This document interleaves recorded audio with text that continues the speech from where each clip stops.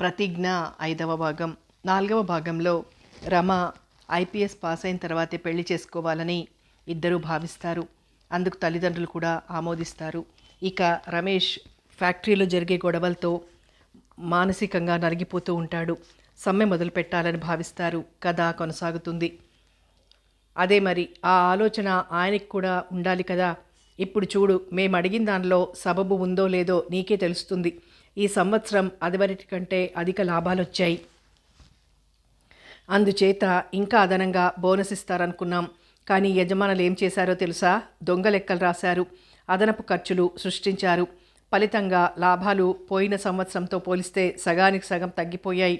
అందుచేత ఒక్క నెల జీతం కంటే నయా పైసా అయినా ఎక్కువ ఇవ్వమంటున్నారు. 3 నెలల జీతానికి సంతకం పెట్టించుకున్నప్పుడే ఒక్క నెల జీతం ఇచ్చారు కదా. ఇక 1 నెల జీతం ఇస్తామని వాళ్ళ నోటంటే వచ్చినప్పుడు మా చేతిలో పడేది ఏ 10 రోజుల జీతమో ఉంటుంది అని మాకందరికీ అర్థమైపోయింది. అందుకే గట్టిగా పట్టుబట్టాం. కేవలం కాగితాల మీద చూపించటం కాదు, ఖచ్చితంగా మా చేతులలో 4 నెలల జీతం బోనస్గా పడాలి అని.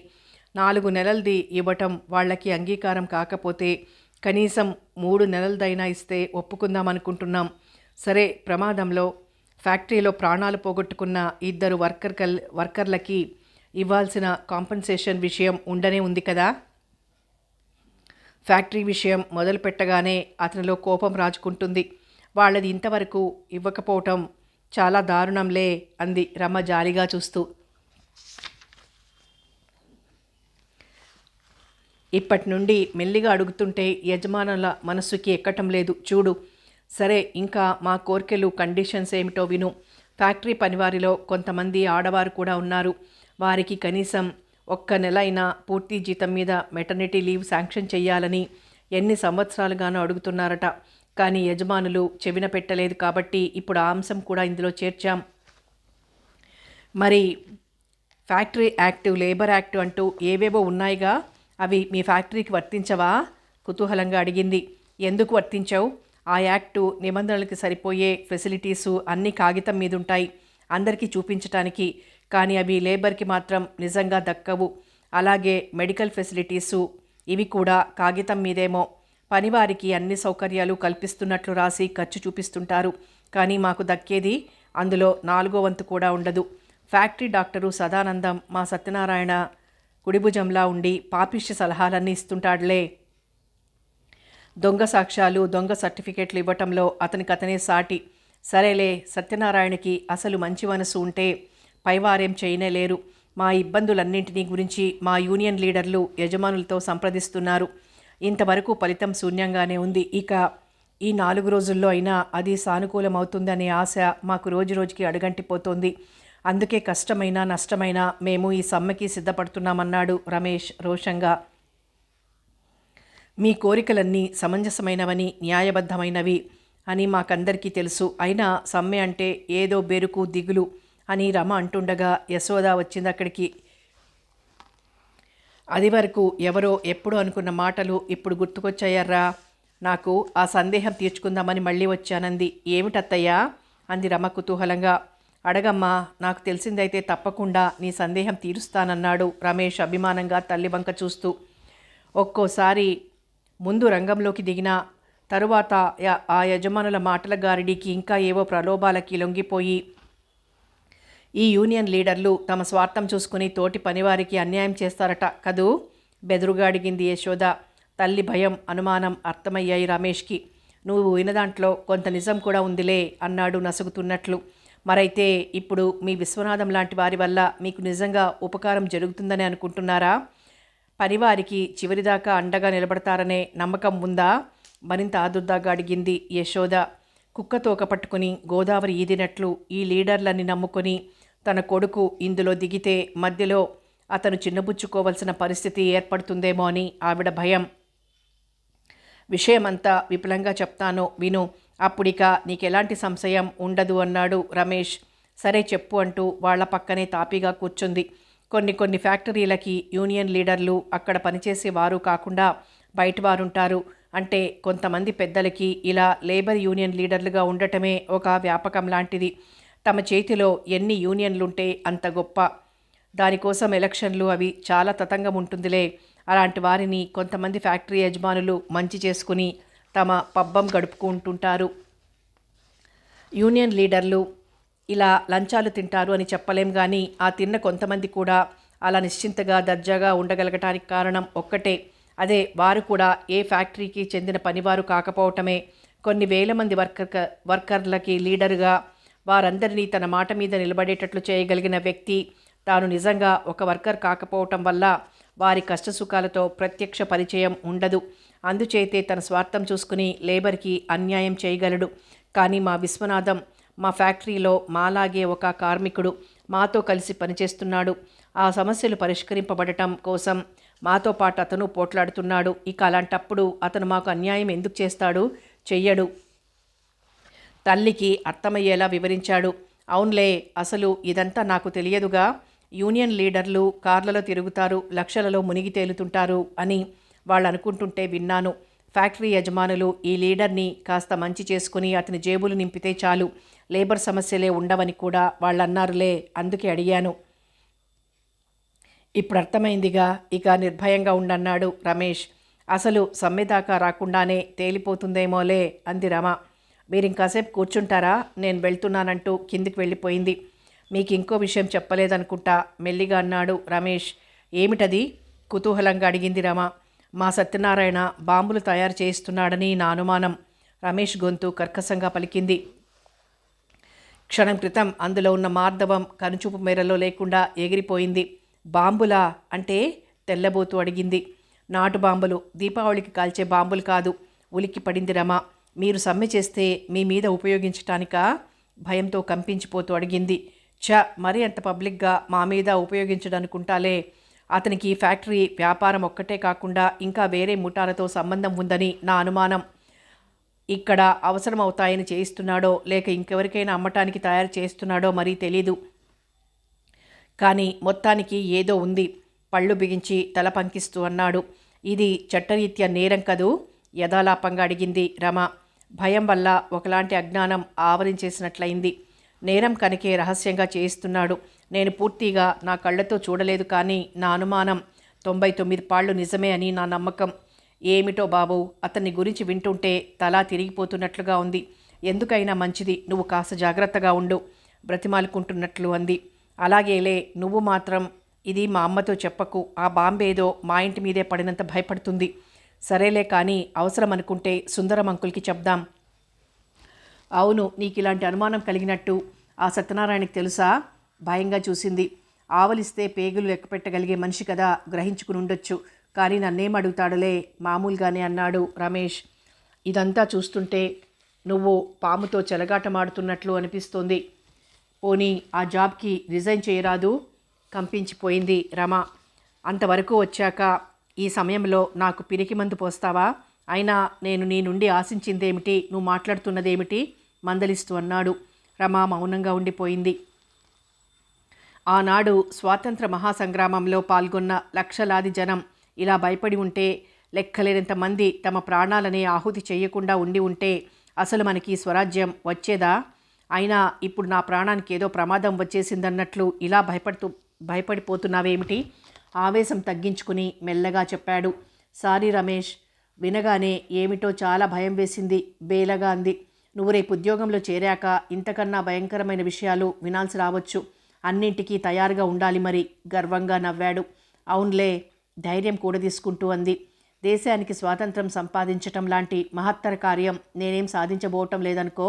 నా పరిధిలో నా శక్తి వంచన లేకుండా ఒక న్యాయం కోసం పోరాడాలనేదే నా లక్ష్యం. దూరంగా చూస్తూ లోగొంతుకతో అతను చెప్తుంటే అతను ఊహించుకుంటున్న ఆ సుందర దృశ్యం అతని కంటికి కనిపిస్తున్నట్లే అనిపించింది రమకి. నీ లక్ష్యం తప్పకుండా నెరవేరుతుంది రమేష్ అంది రమ అతనికి ప్రోత్సాహం అందిస్తూ. మెనీ థ్యాంక్స్ అంటూ మందహాసం చేశాడు. 4 రోజులు గడిచిపోయాయి. ఈ 4 రోజులు పగలనక రాత్రనక యూనియన్ పెద్దలు యజమానులతో సంప్రదింపులు సాగిస్తూనే ఉన్నారు. యూనియన్ ప్రెసిడెంట్ విశ్వనాథానికి, సెక్రటరీ సాంబశివరావుకి రమేష్ అంటే చాలా అభిమానం. రమేష్ ఉద్యోగంలో చేరి కొద్ది కాలమే అయినా పనివారందరికీ తలలో నాలుకలా అయిపోయాడు. అందుకే అప్పుడప్పుడు విశ్వనాథం అంటుంటాడు, ఈసారి నిన్నే లీడర్గా ఎన్నుకుంటాం అని. ఇప్పటి మట్టుకి ప్రతి విషయం రమేష్తో సంప్రదించడం, అతని మాటకి సలహాకి విలువ ఇయ్యటం. ఒకటేమిటి, రమేష్ తన గుడిభుజం అనుకుంటారు వాళ్ళు. యజమానులతో మాట్లాడడానికి వెళ్ళినప్పుడల్లా రమేష్ని కూడా తీసుకువెళ్తూ ఉంటారు. చివరి నిమిషం వరకు సంప్రదింపులు సాగినా ఒక ఒప్పందానికి రాలేకపోవడంతో సమ్మె ప్రారంభమైంది. పనివారు దౌర్జన్యానికి దిగి ఫ్యాక్టరీ ధ్వంసం చేయకుండా పోలీసులని గేటు బయట కాపలా పెట్టుకున్నారు యజమానులు. ఒకరోజు గడిచింది, 2 రోజులు గడిచాయి. ఎప్పటికప్పుడే ఇక రేపటి నుండి పని ప్రారంభం అవుతుందనుకునేవారు, కానీ సంప్రదింపులు సానుకూలమయ్యేవి కావు.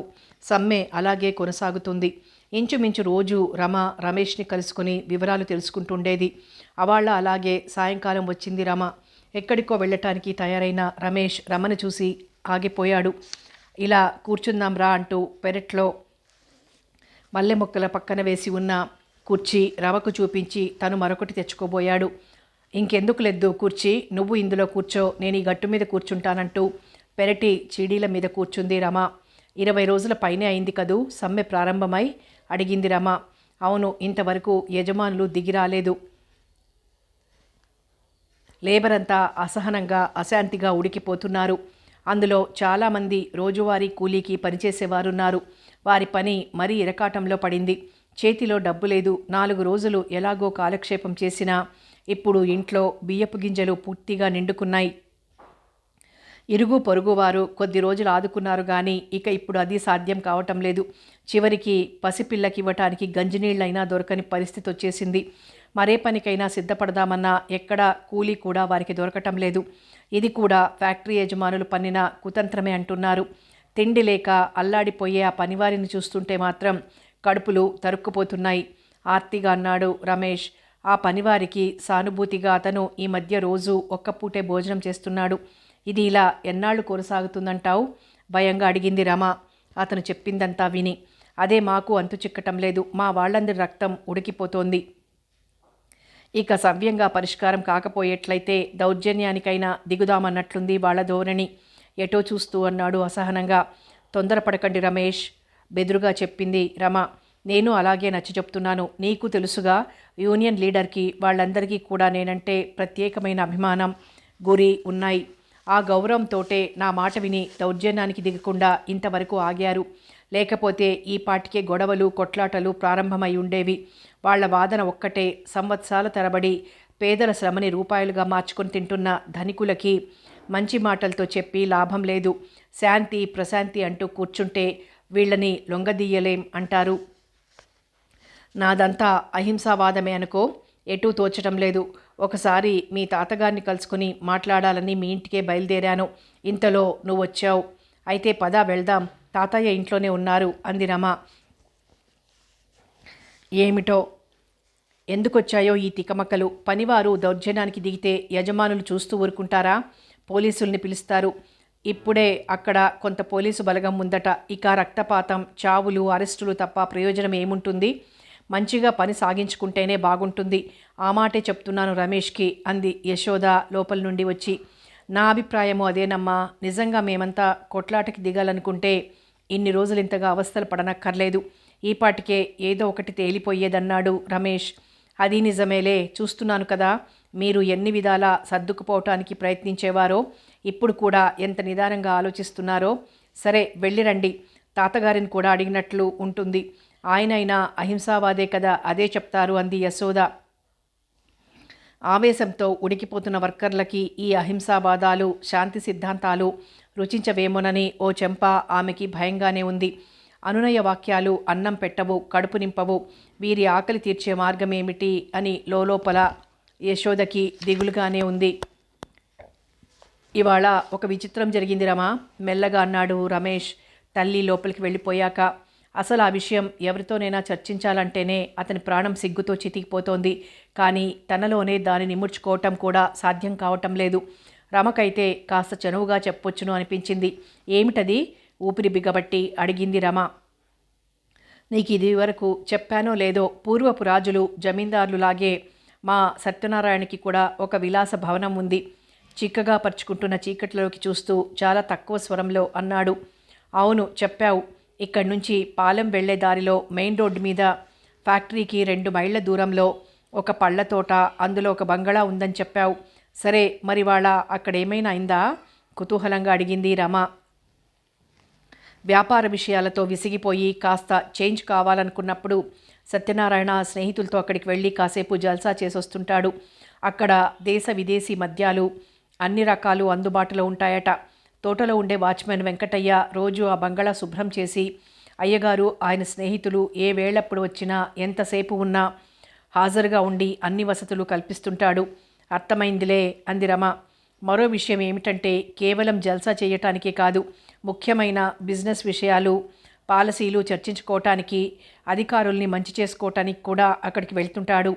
అదేలే మల్టీపర్పస్ అన్నమాట. ఆ బాపత్ వాళ్ళంతా ఇంతే అనుకుంటాను. ఇన్ని విస్కీ బాటిల్సు సోడా బాటిల్సు మధ్యన పెట్టుకొని కాస్త కాస్త గ్లాసుల్లో వంపుకొని గొంతుల్లో పోసుకుంటూ ఎన్నో ప్రాజెక్టుల్ని గురించి చర్చించుకుంటారు. అవును, మరి అది ఒక హోదా అని వాళ్ళ ఉద్దేశం. ఇవాళ మధ్యాహ్నం విశ్వనాథాన్ని సాంబశివరావుని కలుద్దామని వెళ్ళాను. వాళ్ళిద్దరు కూడా ఇంట్లో లేరు. సరే, ఇంక నేను అక్కడ నుండి ఏం చేస్తాను? వెంటనే బస్సు దొరకలేదు. అక్కడే నిలబడ్డాను. ఇంటికి వచ్చేద్దామనుకున్నాను వెయిట్ చేస్తూ. కొంచెం సేపటి తర్వాత యథాలాపంగా 4 అడుగులు ముందుకు వేశాను. కానీ నా కాళ్ళు ఆ 4 అడుగులతోనే ఆగలేదు. నేను నడుస్తున్నాను అన్న విషయం నాకు గుర్తు తెలియకుండానే చాలా దూరం నడిచొచ్చేశాను. అలా తోటగేటు సమీపానికి వచ్చేశాను. అరే, ఆలోచనలలో మునిగిపోయి ఎంత దూరం నడిచాను అని విస్తుపోతూ నా మతిమరుపుకి నేనే నవ్వుకున్నాననుకో. గేటు దగ్గర నుండి చూస్తే సత్యనారాయణ కారు బంగళా ముందు కనిపించింది. లోపలికి వెళ్దామా అని ఒకసారి అనుకున్నాను. కానీ విశ్వనాథం వాళ్ళు లేకుండా నేనొక్కడనే వెళ్ళి ఏం మాట్లాడతానని మరోసారి అనుకున్నాను. అందుకే 4 అడుగులు వెనక్కి వేసి బస్టాప్ దగ్గర నిలబడదామని అనుకుంటుండగానే హఠాత్తుగా ఒక దృశ్యం నన్ను విచలితుడిని చేసింది. నా పాదాలు భూమికి అంటుకుపోయినట్లు, నేను రెప్పవాల్చడం కూడా మర్చిపోయినట్లు, నా శ్వాస స్తంభించిపోయినట్లు అనిపించింది. నిన్ను అంతగా దిగ్భ్రాంతుడిని చేసిన ఆ దృశ్యం ఏమిటి రమేష్? బెదురుగా సంకోచంగా అడిగింది రమ. ఒక ఆడమనిషి పరుగు పరుగున ఆ బంగళాలోంచి యువతలికి రావటం, ఆ వెంటనే సత్యనారాయణ కూడా ఆమెని వెంబడించటం కనిపించింది. మెల్లిగా చెప్పిన రమేష్ గొంతులో మితిమీరిన ద్వేషం, ఆగ్రహం ఉన్నాయి. చిచి, ఏం మనుష్యులు! చీదరించుకుంది రమ. అసలు కొద్ది క్షణాలు నా కళ్ళనే నేను నమ్మలేకపోయాననుకో. ఆ మనిషిని గుర్తుపట్టాను. ఆ తోట కాపలా మనిషి వెంకటయ్య భార్య చుక్కమ్మ. ఆమె జుట్టు రేగిపోయి, జాకెట్టు చిరిగిపోయి, బట్టలన్నీ నలిగిపోయి, ముఖమంతా కంగారుగా రౌద్రంగా ఉంది. నాకు పరిస్థితి అర్థమైంది. ఆగ్రహంతో అసహ్యంతో ఒళ్ళంతా మండిపోయింది. ఒక్క పరుగున వెళ్ళి సత్యనారాయణ ముఖం వాచేలా చివాట్లు పెట్టి చుక్కమ్మని ఆ రాక్షసుడి బారి నుండి రక్షించాలనిపించింది. కానీ అంతలోనే మరో ఆలోచన వచ్చింది.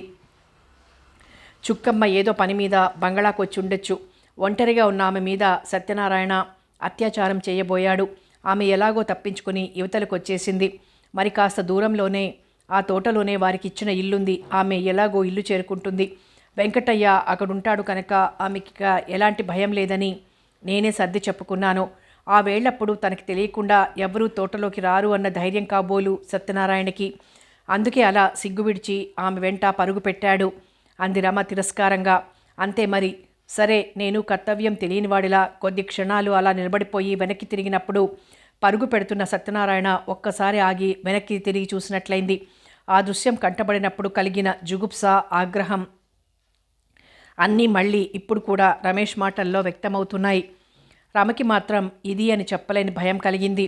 తన రహస్యం బయటపడిందనే కోపంతో రమేష్ ఏదైనా అపకారం తలపెడతాడేమో కదా అంది. ఎంత నీచుడు మీ సత్యనారాయణ!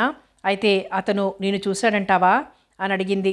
ఏమో మరి చెప్పలేను. తను చేస్తున్నది వెధవ పని అని తెలిసి ఎవరైనా చూస్తున్నారేమో అని ఒకసారి అటు ఇటు ఓ కన్ను పడేసి ఉండొచ్చు. దూరంగా రోడ్డు మీద నడుస్తున్న నన్ను అతను గుర్తుపట్టే అవకాశం లేదని అనుకుంటున్నా. ఒకవేళ గుర్తుపట్టినా అలాంటి వారికి సిగ్గు బిడియం ఉండవు. అలాంటి దృశ్యం చూశానేమిటా అని నేను సిగ్గుపడాలి. కానీ అవును, నిజమే. అయితే మీ సత్యనారాయణకి అన్ని దుర్గుణాలు ఉన్నాయన్నమాట జుగుప్సగా అంది రమ, తన భయానికి అర్థం లేదనుకుంటూ.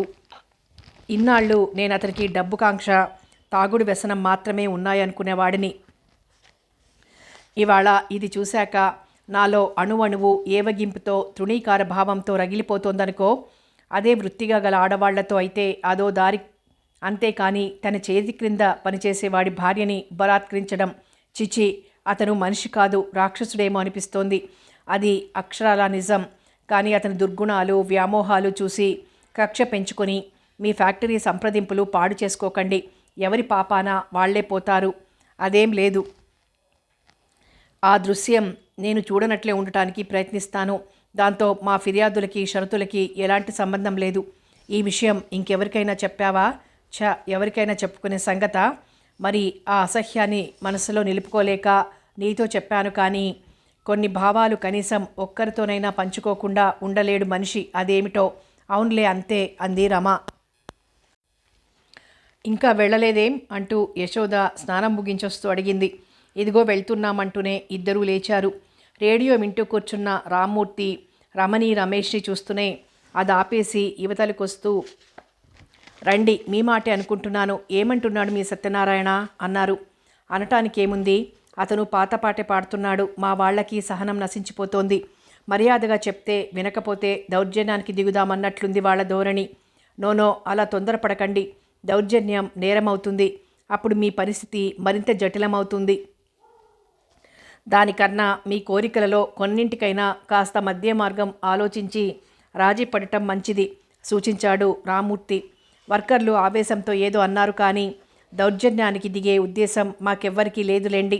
మీరు చెప్పినట్లు మా డిమాండ్లలో కొన్నింటిని ఉపసంహరించుకోవటం అంటే మా ఓటమిని అంగీకరించినట్లే అవుతుంది కదూ? సందిగ్ధంలో పడినట్లు అడిగాడు రమేష్.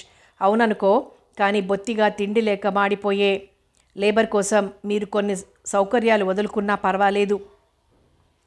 లేకపోతే ఇంకొన్ని రోజులు పోతే ఆకలితో అల్లల్లాడిపోయే జనం మీ మీదే తిరగబడినా ఆశ్చర్యం లేదు. తమ మాట ఎలా ఉన్నా పసిపిల్లలు రోజుల తరబడి పస్తులుండాల్సి వస్తే ఏ వర్కరు చూస్తూ భరించలేడు. దాంతో మీలో మీకే విభేదాలు రావచ్చు. అలాంటి పరిస్థితి కంటే కాస్త రాజీ మార్గమే నయం కదూ విశదీకరించారు రామ్మూర్తి. అవును, ఆ ప్రమాదం రాకుండా చూడాలంటే మేము కాస్త దిగిరావటమే నయం. రేపే వెళ్ళి విశ్వనాథానికి చెప్తానన్నాడు రమేష్. రమ కానీ రమేష్ కానీ రామ్మూర్తితో చుక్కమ్మ విషయం చెప్పలేదు. అలాంటి విషయం చెప్పటం ఇద్దరికీ కూడా బిడియంగా అనిపించింది. పైగా అది సత్యనారాయణ వ్యక్తిగత బలహీనత. దానికి ఈ సమ్మెకి ఎలాంటి సంబంధం లేదనుకున్నారు. తరువాత రమేష్ ఇంటికి వెళ్ళిపోయాడు. వీళ్ల షరతులు కొన్ని వదులుకుంటే యాజమాన్యం దిగొస్తుందంటావా తాతయ్య? అనుమానంగా అడిగింది రమ. వస్తుందనే ఆశతోనే మనం ప్రయత్నం చెయ్యాలి. ఇంతవరకు వర్కర్లంతా ఒక్క మాట మీదున్నారు. ఇక వాళ్ల ప్రాణం విసిగి వాళ్లల్లో వాళ్లకే చీలికలు వచ్చాయంటే పరిస్థితి మరింత జటిలమైపోతుంది. పసిపిల్లల్ని పస్తులుంచి వాళ్ళు మాత్రం ఎన్నాళ్ళు వేచి ఉండగలరు? నిజమే, పాపం వాళ్ళని గురించి రమేష్ చాలా విచారిస్తున్నాడు. ఈ మధ్య అతను ఒక్కపూటే భోజనం చేస్తున్నాడట. రమ ప్రాణం కొట్టుకుపోతోంది. పిచ్చి పిల్ల, ఇతను భోజనం మానేసినంత మాత్రాన వారి కడుపు నిండదుగా. ఇతనికి వారి పట్ల సానుభూతి ఉంది, కానీ వారందరినీ పోషించగలిగే శక్తి లేదు. అందుకే పరిస్థితుల్ని, ముఖ్యంగా ఆ పసిపిల్లల్ని దృష్టిలో పెట్టుకొని ఏదో పరిష్కార మార్గం ఆలోచించాలి. ఆ సలహాయే అతనికిచ్చాను. బాగుంది తాతయ్య, నీ సలహా రమేష్కి నచ్చింది. రమేష్ చెప్తే విశ్వనాథం వాళ్ళంతా వింటారు. ఇక రేపో ఎల్లుండో ఫ్యాక్టరీ పనిచేయటం మొదలు పెడుతుంది నమ్మకంగా అంది రమ. ఆమె గుండె కాస్త తేలిక పడినట్లయింది. నేను అలాగే అనుకుంటున్నానమ్మా. పట్టుదలలకు పోయి తెగేదాకా లాగే కన్నా ఒక్కరైనా కాస్త దిగొస్తే కొన్ని సమస్యలకి పరిష్కారం దొరుకుతుంది ఆశ్వాసన ఇచ్చాడు రామ్మూర్తి. ఆ రోజు గడిచింది. ఎదురు చూసిన రేపొచ్చింది. కానీ సమ్మె సమస్య అలాగే ఉంది. మధ్యలో హఠాత్తుగా ఇలా రమేష్ని అరెస్ట్ చేయటం ఏమిటో వాళ్ళకేం అర్థం కావటం లేదు. నిరంజనం వాళ్ళ ఇంటి నుండి తిరిగొచ్చాక రామ్మూర్తి, రమ చాలాసేపు రమేష్ అరెస్టును గురించి, వాళ్ళ ఫ్యాక్టరీ యాజమాన్యం గురించి మాట్లాడుకుంటూ కూర్చున్నారు. తర్వాత ఇద్దరూ కాస్త మజ్జిగన్నం తిన్నామన్న శాస్త్రం చేసి ఎవరి గదుల్లో వాళ్ళు పడుకున్నారు. రమకి కన్నుమూత పడటం లేదు. నిన్న సాయంకాలం కూడా ఇక్కడికి వచ్చాడు. మా అందరితో మాట్లాడాడు రమేష్. ఇవాళ ఇలా జరుగుతుందని కాస్త కూడా అనుమానించలేదు ఎవ్వరూ. అక్కడ పోలీస్ లాకప్లో రమేష్ ఎలా ఉన్నాడో అనుకుంటున్న రమకి భయంతో గొంతు బిగుసుకుపోయి ఊపిరి ఆడనట్లయింది. తను పడుకున్న గది ఒక చీకటి గుహలా అనిపించి భయంతో ఒళ్లంతా చెమటలు పట్టేశాయి. సాయంకాలం సుందరం అంకుల్ ధైర్యం చెప్తే మనస్సు కుదుటపడింది. కానీ ఇప్పుడేమిటి ఇంత భీతి కలుగుతోంది? బహుశా ఈ రాత్రి సమయం, చుట్టూ అల్లుకున్న చీకటి, ఒంటరితనం ఇవన్నీ కలిసి నా మనస్సులోని అలజడిని ఎన్నో రెట్లు అధికం చేస్తున్నాయేమో. తాతయ్యని పిలిస్తేనో, పోనీ ఆయన గదిలోకి వెళ్ళి పడుకుంటే, నాకింత పిరికితనమేమిటి? ఐపీఎస్ పరీక్ష పాస్ అయిన మనిషికి ఎంత ధైర్యం తెగువ ఉండాలి. పాపం తాతయ్య ఇవాళంతా కాసేపైనా నడుం వాల్చలేదు. బాగా అలసిపోయినట్లయింది ఆయనకి. ఇప్పుడైనా నిద్ర పట్టిందో లేదో ఆయన్ని డిస్టర్బ్ చేయటం ఎందుకు అనుకుంది. మధ్యాహ్నం పోలీస్ స్టేషన్లో రమేష్ చెప్పిన విషయం పదే పదే గుర్తొస్తోంది ఆమెకి. ఫ్యాక్టరీ పని చేయకపోయినా రోజు ఒకసారి వెళ్ళి అందరినీ కలుసుకురావటం, ఏదో ఆలోచనలు చేయటం ఒక పనిగా పెట్టుకున్నాడు రమేష్. అందులోనూ అవాళ రామ్మూర్తి ఇచ్చిన సలహా విశ్వనాథానికి వాళ్ళకి చెప్పాలని మహా తహతహగా ఉందతనికి. ఉదయం 9 గంటలకే ఉలుకు పలుకు కాస్త అన్నం తిని రమేష్ పాలెం వెళ్ళాడు. ముందు తిన్నగా విశ్వనాథం ఇంటికి వెళ్ళాడు. లేరండి, బయటికి వెళ్ళారు అందతని భార్య. ఎంతసేపటికి వస్తాడో ఏమైనా చెప్పాడా అడిగాడు రమేష్. లేదండి, ఏం చెప్పలేదు. తోటబావిలో ఎవరిదో ఆడమనిషి శవం తేలుతోందంటూ ఎవరో ఓ కబురు తెచ్చారు. బహుశా అదేమిటో చూడాలనేమో హడావిడిగా వెళ్ళిపోయారనుకుంటా. పాపం ఎవరిదో ఆ శవం, జాలిపడుతూ చెప్పిందావిడ. రమేష్ తలలో ఆ క్షణంలోనే 1,00,000 ఆలోచనలు, అనుమానాలు తలెత్తాయి. వస్తానని ఆవిడకి చెప్పి గబగబా తోటవైపు వెళ్ళాడు. వెంటనే బస్సు దొరకటం వల్ల త్వరగానే అక్కడికి చేరుకున్నాడు. అప్పటికి శవాన్ని బయటికి తీశారు. చుట్టూ జనం మూగి ఉన్నారు. ఎలాగో సందు చేసుకుని రమేష్ ముందుకు వెళ్ళి చూశాడు. అతని గుండె జల్లుమంది. అది చుక్కమ్మ శవం. పాపం ఆ ఇల్లాలు అవమానం భరించలేక ఆత్మహత్య చేసుకున్నట్లుందనుకున్నాడు. అతనిలో కోపము, జాలి, బాధ అన్నీ కూడా ముప్పిరిగొన్నాయి. అసలు ఇది ఎలా జరిగిందో తెలుసుకుందామని విశ్వనాథం దగ్గరికి రాబోతుంటే సత్యనారాయణ కనిపించాడు. వాళ్ల చూపులు కలుసుకున్నది క్షణంలో సగంసేపే. ఆ కాస్తసేపట్లోనే సత్యనారాయణ కళ్ళల్లో మెదిలిన భావం, అది భయమో, ఆగ్రహమో, పగో తెలుసుకోలేకపోయాడు రమేష్. తరువాత రమేష్ విశ్వనాథం ద్వారా ఆ ఉదయం జరిగింది తెలుసుకున్నాడు. విశ్వనాథం చెప్పిన విషయం ఇది. వెంకటయ్య టౌన్ నుండి ఆ ఉదయం తిరిగొచ్చాడు. ఇంట్లో భార్య కనిపించలేదు. సరే, కాసేపటి తర్వాత బావిలో శవం కనిపించింది. పైకి తీశారు. కాలు జారి ప్రమాదవశాత్తు పడిపోయి ఉంటుందనుకుంటూ వెంకటయ్య ఒక్కటే ఏడుస్తున్నాడు. బావిలో పడిపోయింది అంటే పోస్ట్మార్టం చెయ్యాలంటారు. ప్రాణం లేని ఆ కట్టెకి ఆ పరీక్షలు, ఆ కోతలు అన్నీ ఎందుకు? 2 రోజులు జ్వరం వచ్చి చచ్చిపోయిందని రాయిస్తాలే, నువ్వు మరేం గొడవ చెయ్యకు. పోలీస్ ఇన్స్పెక్టర్ నా మాట వింటాడులే అని నచ్చ చెప్పాడట సత్యనారాయణ. పోలీస్ పేరు వినగానే వెంకటయ్య హడలిపోయి తన భార్య జ్వరంతోనే చచ్చిపోయిందని చెప్తున్నాడట. పోస్ట్మార్టం జరిగితే మాత్రం ఈయనకి అభ్యంతరం ఎందుకు అన్నాడు రమేష్ అంతా విని. తన తోట బావిలో ఇలాంటి ప్రమాదం జరిగిందంటే తనకి అప్రతిష్టాన్ని కాబోలు అన్నాడు విశ్వనాథం. ఒక్క క్షణం ఆలోచించి రమేష్ క్రితం సాయంకాలం తను చూసింది చెప్పాడు. అప్రతిభుడు అయిపోయాడు విశ్వనాథం. అయితే ఇందులో ఏదో కుంభకోణం ఉందన్నమాట అన్నాడు సాలోచనగా. విశ్వనాథం ఆలోచనలు చాలా వైపులకి పరుగు తీస్తున్నాయి. అక్కడ చుక్కమ్మ అంతిమయాత్రకి ఏర్పాట్లు జరుగుతున్నాయి. విశ్వనాథం వాళ్లంతా మెల్లగా యువతరకొచ్చారు. ఫ్యాక్టరీ ముందు గుమిగూడిన వర్కర్లు కార్మికుల కోరికలు అంగీకరింపబడాలి, యూనియన్ వర్ధిల్లాలి, యాజమాన్యం డౌన్ డౌన్ అని నినాదాలు చేసేవారు. రోజు కానీ ఆనాడు అలా అరవాలనిపించక మౌనంగా ఒక్క క్షణం నిలబడి వెనక్కొచ్చేశారు. ఫ్యాక్టరీ బయటంతా గుంపులు గుంపులుగా జనం, పనివారు. అసలు ఇవాళ నేనేమనుకున్నానో తెలుసా అంటూ రమేష్ రామ్మూర్తి తనకిచ్చిన సలహా గురించి చెప్పాడు. అవును, మన వాళ్ళందరితోనూ చర్చించి అలాగే చేద్దాం అన్నాడు విశ్వనాథం. రమేష్ ఏదో అనబోయాడు. ఇంతలో హఠాత్తుగా ఎస్ఐ వచ్చి రమేష్ని అరెస్ట్ చేశాడు. కలలో కూడా అతను ఊహించని అభియోగాలు ఆరోపించి అతన్ని కస్టడీలోకి తీసుకున్నారు. అవన్నీ అన్యాయ ఆరోపణలని, తాను నిరపరాధినని అతను ఎంత చెప్తున్నా వినిపించుకోలేదు. ఆ సబ్ ఇన్స్పెక్టర్ పద్మనాభం పైగా హేళనగా, చాలా చులకనగా ఏవేవో కామెంట్స్ కూడా చేశాడు. రమేష్ని అరెస్ట్ చేయకుండా చూడటంలో తమ ప్రయత్నాలన్నీ విఫలం కావటంతో విశ్వనాథానికి, సాంబశివరావుకి, మిగిలిన వర్కర్లకి అందరికీ ఒళ్ళు తెలియని ఆగ్రహం, ఆవేశం వచ్చాయి. ఆ పరిస్థితిలో వాళ్ళు నిజంగానే ఏదైనా అఘాయిత్యానికి దిగుతారేమో అని రమేష్ వారిని శాంతపరిచి తన పోలీసుల వెంట వచ్చేశాడట. అదంతా తలుచుకుంటున్న రమ కళ్ళల్లోకి ఆగ్రహం పొంగి వచ్చింది. కసిగా పళ్ళు నూరుకుంది. ఆ చుక్కమ్మ మరణానికి రమేష్ అరెస్ట్కి ఏదైనా సంబంధం ఉందా? ఉండే ఉంటుంది.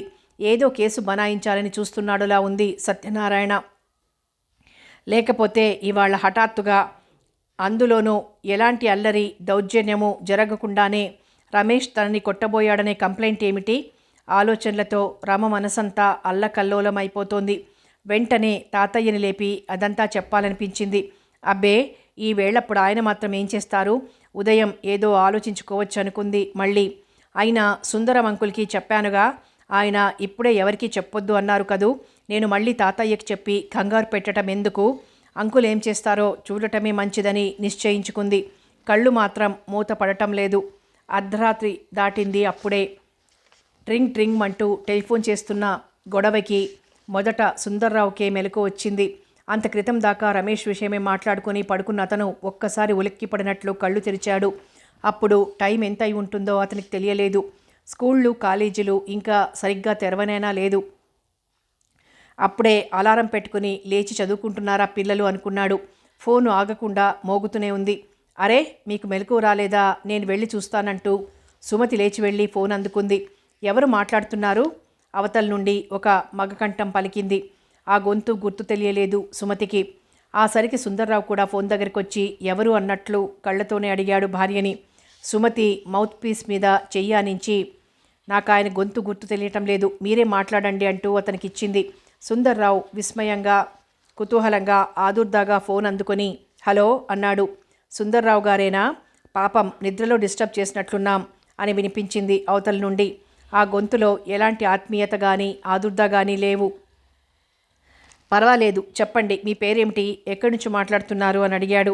ఆ వివరాలన్నీ ఎందుకులేండి కానీ మేము చెప్పేది మాత్రం శ్రద్ధగా వినండి. రమేష్ విషయమై మీరు పెద్ద లాయర్తో సంప్రదించాలని, గట్టి ప్రయత్నాలు చేసి అతన్ని విడిపించాలని అనుకుంటున్నారు కదూ? వింటున్న సుందర్రావు బ్రుకుటి ముడిపడింది. కుతూహలం ఇనుమడించింది. అవతలి గొంతులో ఎలాంటి భావం వ్యక్తం కాకపోవటం వల్ల ఆ వ్యక్తి ఎవరో తనకి సహాయం చేయాలనుకుంటున్నాడని, అయినప్పటికీ అజ్ఞాతంగా ఉండిపోవాలనుకుంటున్నాడని అతనికి అనిపించింది. అవును అనుకుంటున్నాను. ఒక అమాయకుడిని శిక్ష నుండి తప్పించే ప్రయత్నంలో మీరు నాకేమైనా సహాయపడగలరా? ఎదుటి మనిషి పట్ల గౌరవం ఆదరణ చూపిస్తూ చాలా మర్యాదగా అడిగాడు. మరు నిమిషంలో అవతల నుండి ఒక వికృతమైన నవ్వు వినిపించింది. సుందర్రావుకి ఆగ్రహం ముంచుకొచ్చింది. అవతలి వ్యక్తిని తను పొరపాటుగా అంచనా వేసుకున్నాననిపించింది. ఏమిటా నవ్వు? చెప్పేదేదో సరిగ్గా చెప్పరాదు విసుగ్గా అన్నాడు. అయితే వినండి, ఆ రమేష్ విషయం వదిలేసుకోండి. అంతగా అయితే ఒక కేసులో మీరు సంపాదించుకునే డబ్బుకి రెట్టింపు మేమే ముట్టజెప్తాం. వాట్ నాన్సెన్స్, మీరేం మాట్లాడుతున్నారు? రమేష్ నిర్దోషి అని తెలిసి కూడా నేను మీరిచ్చే డబ్బుకు ఆశపడి ఆ కేసు వదిలేసేయాలా? నా చేజేతుల న్యాయం గొంతు నులమాలా అన్నాడు ఆవేశంగా. మేము చెప్పదలుచుకున్నది చెప్పాం. భూమ్యాకాశాలు తలకిందులు చేసైనా ఆ రమేష్ని విడిపించాలని మీ పట్టుదల వదులుకోండి. అసలు ఆ కుటుంబం బాగోగులతో మీరేం సంబంధం పెట్టుకోవద్దు. ఇది మా హెచ్చరిక.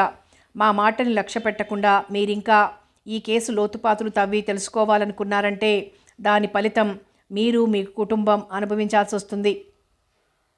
అదేమిటో మీరే అర్థం చేసుకోవాలి. బాయ్. మళ్ళీ క్రూరమైన నవ్వు వినిపించింది.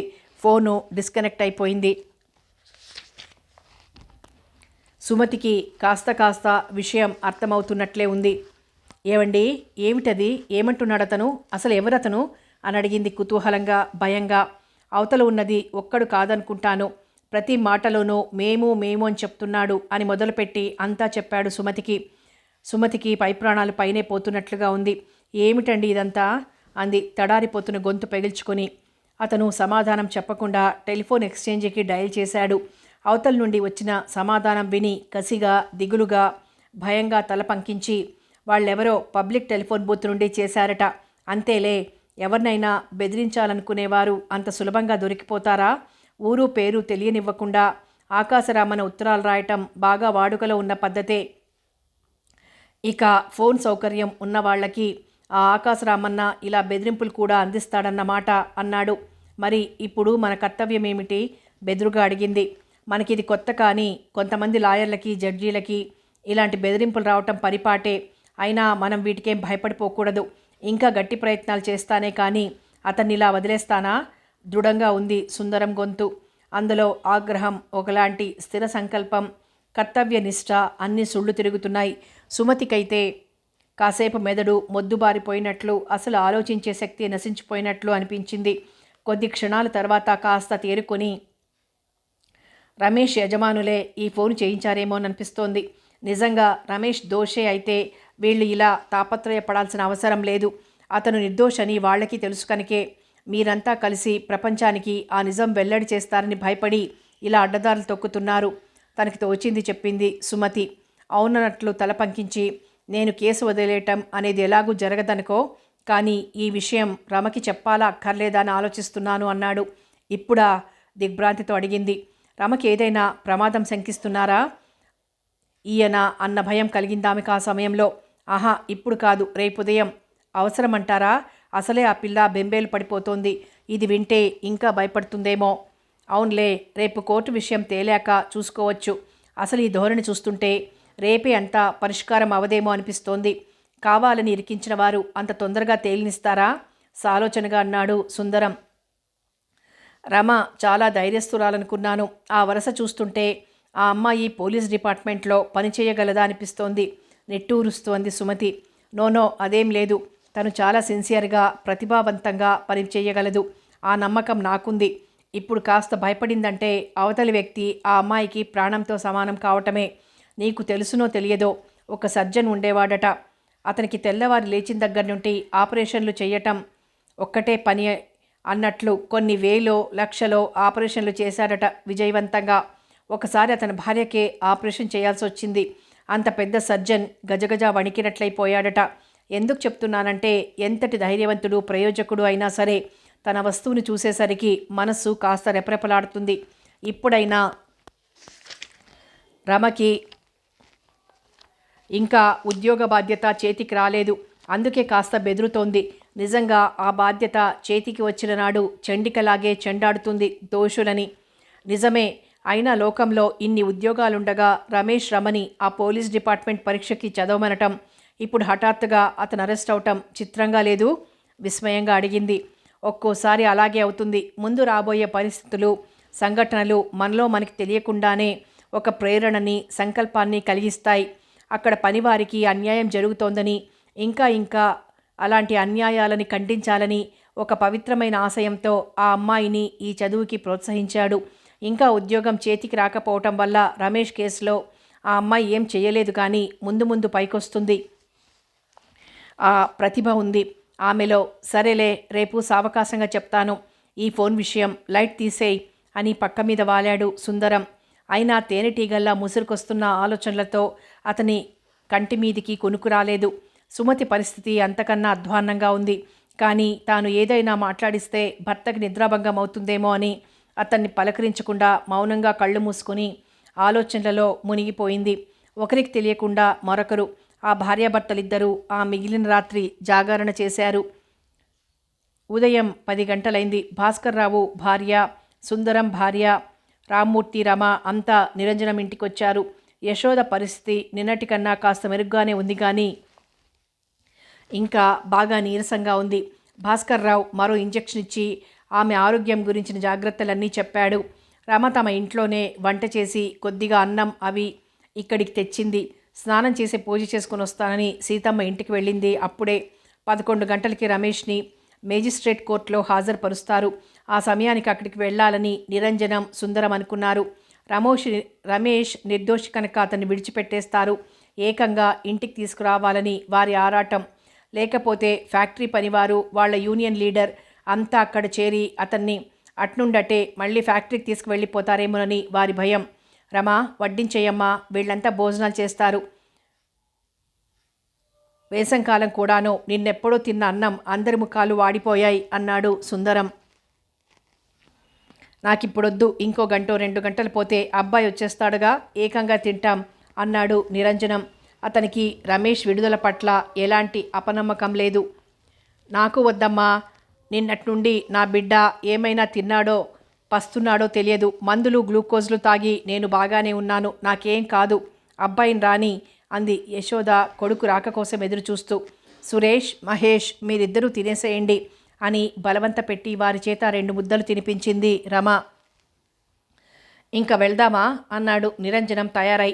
పదండి, ఓ నిమిషం ముందుగా వెళ్తేనే మంచిది అన్నాడు సుందరం దారి తీస్తూ. మళ్ళీ అంతలోనే అక్కడున్న ఓ కుర్చీలో కూర్చొని, రాత్రి ఓ చిత్రం జరిగింది అన్నాడు. అంతా అతని వంక విస్మయంగా చూశారు. సుమతికి మాత్రం అర్థమైంది. ఇప్పుడే ఏం చెప్పకు అని నాకు 100 సార్లు హెచ్చరిక చేసి ఇప్పుడు తనే చెప్పేస్తున్నారేమిటి అనుకుంది. చిత్రం అంటే ఏమిటి?